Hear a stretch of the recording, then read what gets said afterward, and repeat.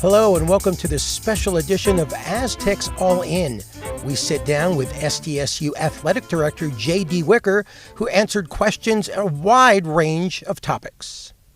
I appreciate you joining us, J.D., who's the Athletics Director of the San Diego State University Aztecs. And and you're with Aztecs All In, Steve Perez, Weiner. Again, thank you for joining us. Appreciate it. Yeah, no, absolutely. Excited to have the opportunity to spend some time with y'all and talk Aztec athletics. Right off the top, the whole realignment thing didn't play out like maybe the movie script would have played out. What's your take on what transpired? Yeah, it was, obviously a challenging day on August 4th. We were just waiting for the Pac-12 members, the 9, to sign the grant of rights, and then one of their next action items was to vote the Aztecs into the Pac-12. And obviously that didn't happen because they never signed the grant of rights. So, it was obviously a challenging day, but, we'll pick up the pieces and continue to figure out what's best for San Diego State athletics. At this point, what more can San Diego State University do? Personally, I'm not a fan of the multi-time zone athletic conferences. What is your view of all that? Yeah, right now we're members in good standing with the Mountain West Conference, which is a good thing. We have a full conference slate for all of our sports. We have a television deal, and we'll just continue to work on putting San Diego State with the best opportunity to be successful as we look with what college athletics might be moving forward. Right, and the one effect on San Diego State are the two teams that compete in Pac-12 conference play, right? You have men's soccer, and then as I learned, is it lacrosse? Women's lacrosse. Women's lacrosse. What is their status, and what do you envision for the coming years? So we've been looking. There's a couple schools that moved into the Big 12 that have women's lacrosse. Arizona State and Colorado. Cincinnati also has women's lacrosse. Then San Diego State and UC Davis. So there's 5 schools right there that could, figure out how to put something together. You need a 6th school to get an automatic qualifier. So we're having discussions with those athletic directors. I saw the ASU and Cincinnati AD when I was in DC last week. I've talked to the Rick George at Colorado. We've been in communication with UC Davis. So we're working through that. And then men's soccer, we're trying to figure that out as well. We've got, probably better options there. There's Mountain West Conference schools that have men's soccer. Oregon State has men's soccer. So we should be able to figure something out for both of those sports to land off. Okay, good. By next season. Yeah, it has to happen by right. next season, yeah. Well, good luck with that. Is there a status update at this point between Washington State and Oregon State talking to the Mountain West Conference? Perhaps some sort of lining up the two conferences. There's some crazy ideas about relegation. I don't know if you've heard that crazy one. What can you tell us about what you know about that situation? Oregon State and Washington State are figuring out what the Pac-12 is, what it's going to be going forward. They've obviously got the court case right now, which I think there's another 2 or 3 weeks before it's the next hearing. They're going through discovery right now. So that kind of has to play out from their side to figure out, are they going to try to rebuild the Pac-12? Is it some version of Mountain West Conference in Pac-12? So waiting for that to play out. Need to understand what the Pac-12 assets and liabilities are. That's a big thing for Oregon State and Washington State. It's just not as simply as, what's on the balance sheet. There's some lawsuits out there.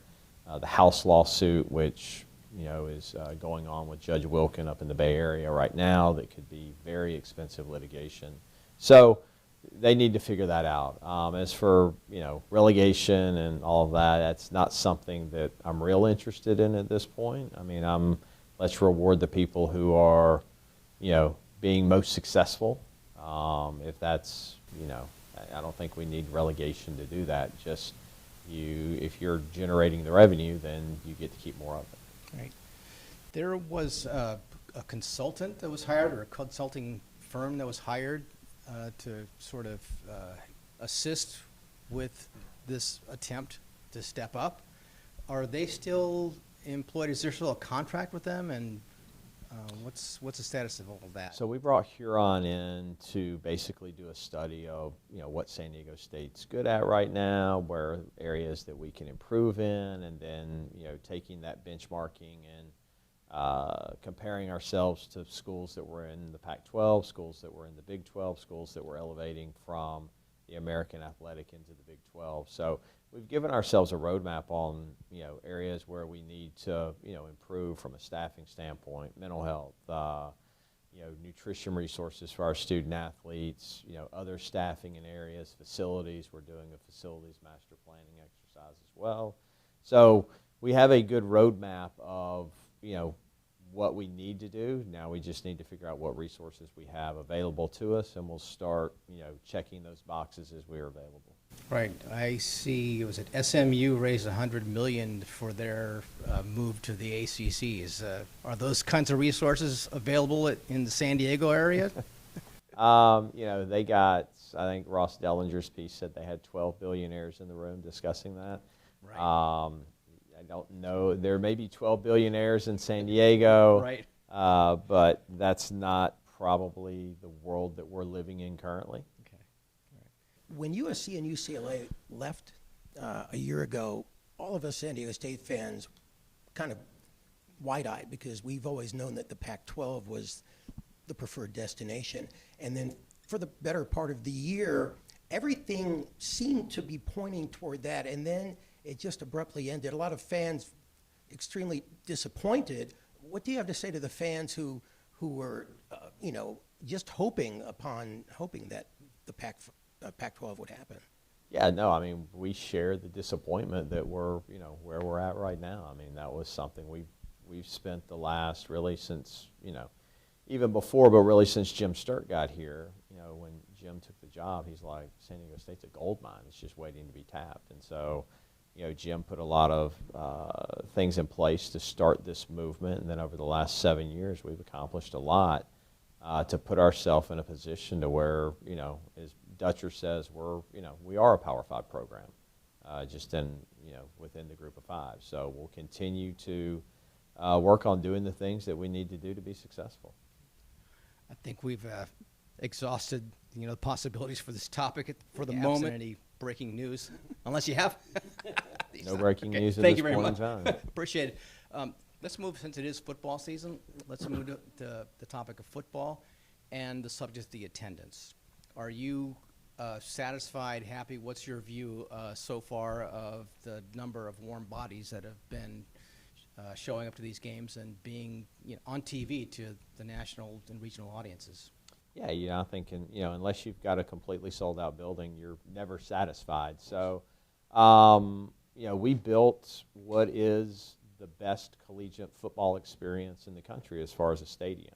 As you look at the ability to create atmosphere, food, beverage, intimacy to the playing field, and obviously you can see that through the number of events that we've had and what we've been able to do. So, I know there's a lot of complaints about ticket prices. These are, the data that we used to set ticket prices was provided through market surveys that went out to our fans, donors, season ticket holders, and all that. So it's not like we just picked pricing to pick it. We have to, fund a Division I FBS program. We have to pay for a stadium. So we'll continue to look at ways to, make the pricing work best for people. We've heard young alumni program, those types of things. That, that's something that we'll definitely look into. And, I've heard a lot about the program itself and, being more exciting. And I would say that, over the first 5 games, I've seen a lot of improvement on the offensive side of the ball. I mean, we moved the ball really well Saturday night. A couple, key mistakes hurt us, but that was as good of an offensive showing as, I've seen in a while from our football team. So, and, you have to invest in your program to, see it flourish. So hopefully we'll continue to see, people investing in San Diego State University and our football program. and that will help the football program get better. I mean, student athletes do great when there are a lot of people in the stands cheering for them. That gets them up and gets them hyped. So we'll see where it goes from here. Right. As season ticket holders, Lewis and I haven't gotten the impression just yet that that full home field advantage has been taken advantage of because of the folks in the seats. So I don't know. Yeah, I wanted to ask you about Nick Canepa this weekend wrote a column, and he called San Diego State football achingly dull. And that, we know how hard Brady Hoke works, and people are watching Colorado and the ball flying all over the place. What do you have to say about that comment? Nick can have his opinion. Everyone's allowed to have their opinion. Nick's also the one that I think told us we built the stadium too small. So there's that opinion. But we recognize what kind of the world is today, and we try to win football games. And we were 12-2 2 years ago. Obviously, we can't rest on the laurels of that. We've got to continue getting better. We have been more probably defensive-minded than offensive-minded over the last 12 or 13 years, and it's served us very well. 13 straight years of bowl eligibility, a number of football conference championships. And at the same time, we know we have to be better. No one's happy with what happened last year. No one's happy with how we've started off this year, though. A new offensive coordinator, basically a new offensive staff, and it's taken a few minutes to get that really rolling in it. But I'd like to say that we're again, we've improved on the offensive side of the ball. And Kirk Maddox is doing everything he can with on the defensive side of the ball. So it's Colorado is really exciting. Oregon was more exciting this weekend. So I mean, obviously there's an effect of that. So we'll continue trying to make it the most exciting brand of football that we can, and winning is the most important thing at the end of the day. When you make a move like in personnel last year like you do, what sort of things go into it, and how much input do you have in that kind of a decision? I hired Brady Hoke to be the football coach. I've hired all of our coaches to be the head coach. They're the subject matter expert in that. So I like to discuss with whether it's a head coach or a manager of an area or whatever it may be, what they're looking at, and add thoughts. But at the end of the day, I want them to own that decision and make sure they're making it for the right reasons. I'm very happy with having Ryan Lindley back, a great quarterback. He's got pro experience, he's got college experience, and again, I would say over the first 5 games, you've seen our offense improve. Before we run out of time, I want to switch over to basketball. Before we started recording, we were talking about being in Houston for the Lamont Butler shot, Final Four. What do you see the basketball team? Obviously, you can't predict a Final Four again, but how do you see the progress that Dutcher has made just from last season to this season? I know we lost Keshad Johnson, but they brought in the USC transfer. What do you have to say about that? Yeah, I'm excited for the season. Obviously, we have good kids coming back. We've added some kids, whether it's through the transfer portal or just through regular recruiting pathways, which seems to happen less and less these days. I think it'll be another exciting year. As Dutch has said, he's excited about his team, the talent that's coming back. But, again, that doesn't mean that it translates into NCAA basketball tournament wins. So they've got to go out and they've got to, embrace the Aztec style of basketball, which is defense first. You don't get on the court if you don't play defense. And then, it's the ability to put the ball in the basket at the other end that will, eventually, hopefully lead to lots of wins, and who knows, maybe another magical run into April. The football team may be on the same path. It took getting a facility for the basketball team to really find that next level. Is it going to take that sort of a glide path, time-wise, for football to reach that consistently high level that they're performing at in basketball?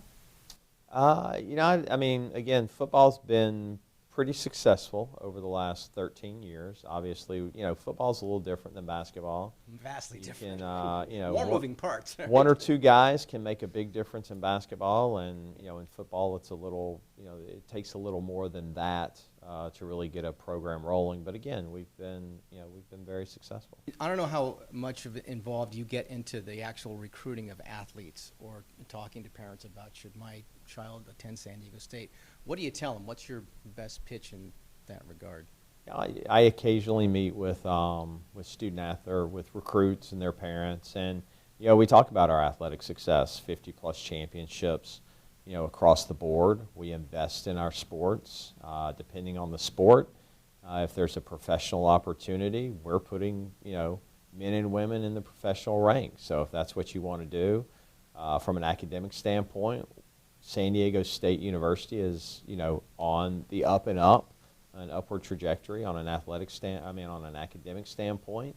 So you're gonna, and with 110,000 applicants, you're gonna be competing against the best of the best in the classroom as well. So coming here, you have the opportunity to have a great academic experience and leave with a degree that's very meaningful. And then the third, and I won't say it's most important, but it's very important to me, is our life skills program.